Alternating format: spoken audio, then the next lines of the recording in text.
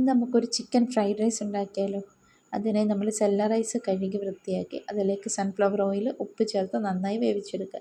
പിന്നീട് ചിക്കനിലേക്ക് കുരുമുളക് പൊടി, മുളക് പൊടി, മഞ്ഞൾപ്പൊടി, ഉപ്പ് ചേർത്ത് നന്നായി പുരട്ടി മാറ്റി വെക്കുക. ഇനി നമുക്കൊരു പാനിലേക്ക് 1 സ്പൂൺ ബട്ടർ, 3 മുട്ട, കുറച്ച് ഉപ്പ്, കുരുമുളക് പൊടി ഇത്രയും ചേർത്ത് നന്നായി ഒന്ന് ചിക്കി തോർത്തി എടുക്കുക. പിന്നീട് ഒരു പാനിലേക്ക് സൺഫ്ലവർ ഓയിൽ ഒഴിച്ച് നമ്മൾ പുരട്ടി മാറ്റി വെച്ച് ചിക്കനെല്ലാം വറുത്ത് കോരി മാറ്റാം. പിന്നെ നമുക്കൊരു പാനിലേക്ക് കുറച്ച് ബട്ടർ ഒഴിച്ച് വെളുത്തുള്ളി,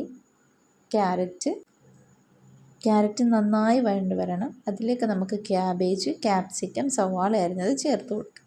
ഇതിലേക്ക് നമുക്കൊരു സ്പൂൺ കുരുമുളക് പൊടി, ഞാൻ കുറച്ചേ ഇടുന്നുള്ളൂ, കുരുമുളക് പൊടി, പിന്നെ നമുക്ക് red chilli sauce, soya sauce, green chilli sauce ഇത്രയും നമുക്ക് ചേർത്ത് കൊടുക്കാം. അതിലേക്ക് 2 സ്പൂൺ ടൊമാറ്റോ സോസ് ഇത്രയും ചേർത്ത് നന്നായി മിക്സ് ചെയ്യുക. പിന്നീട് നമുക്ക് വറുത്ത് മാറ്റി വെച്ചിരിക്കുന്ന ചിക്കൻ അതിലേക്കിടാം.